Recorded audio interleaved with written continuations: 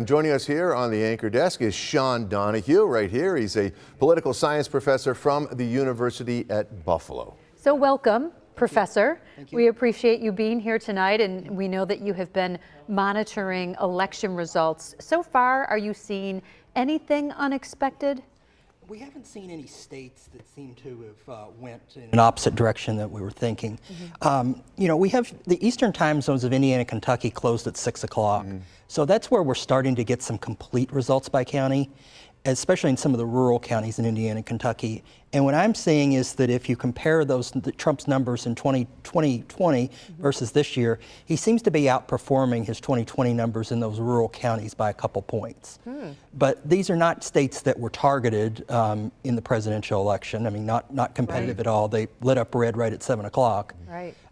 So that's something, and you know, we're getting a lot of the vote in Georgia. It was the first battleground state to close at 7 o'clock, and we've got about half the vote in. And there's a lot of vote that Kamala Harris has still out in the Atlanta area, but Trump does seem to be outpacing his numbers in some of the rural areas there. Let's talk about the gender. I mean, a lot of people have said that Kamala Harris was looking towards more women and Trump was looking towards more men. Did men or women outpace at any particular level that we know of? Well, we're still getting some exit poll information in, and we'll have to compare that up to the official results. But usually there are more women in the electorate than men, just because women live longer and other factors.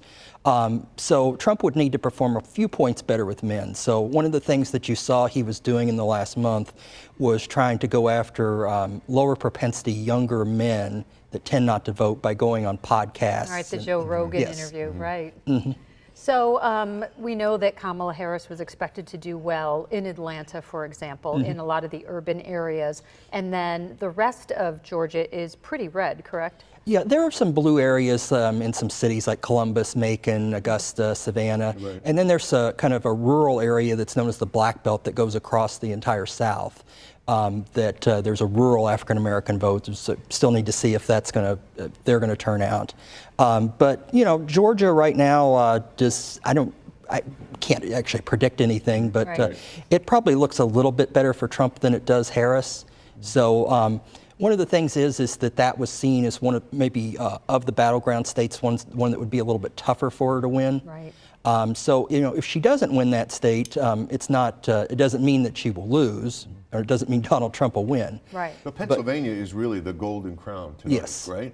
Explain that. Why is that Pennsylvania is going to be so late and it's such a big deal for both of them camps to win? Well, of the 7 battleground states, it's the one that actually has the most electoral votes. It has 19 electoral votes.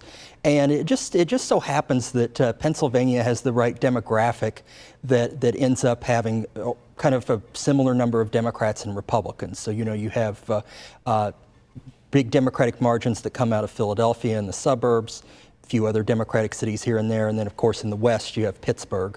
While a lot of the rural part in the middle and in the north is very Republican. You know, some of the counties there are similar to West Virginia in how they vote. Right. It's going to be interesting because Erie County in Pennsylvania, they consider that a bellwether, and however Erie County, Pennsylvania goes, they predict that that's how the rest of Pennsylvania will go, but again, we don't expect to get those results tonight.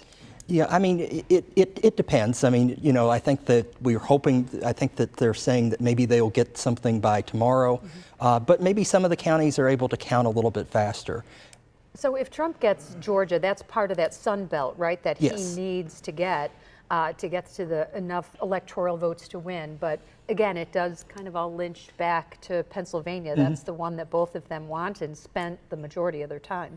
Yes, and going back to Erie, all of the candidates, you know, the presidential candidates and the vice presidential candidates were in Erie multiple times. Right. So, you know, I mean, you could tell that they were really fighting for those 19. Yes.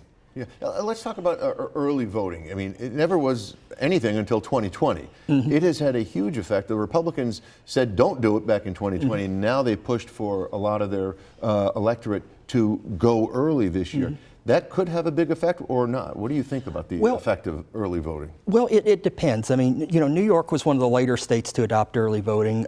Some states have been doing early voting for quite a while. Some states are disproportionately where they vote by mail, especially a lot of states out west, which will be why we probably are going to be waiting on Arizona and Nevada for a while. Right, certainly. Well, we'll keep checking back with you. Thank you so much, Shawn Donahue from the University at Buffalo. Stay on it. Thank you very much, Shawn.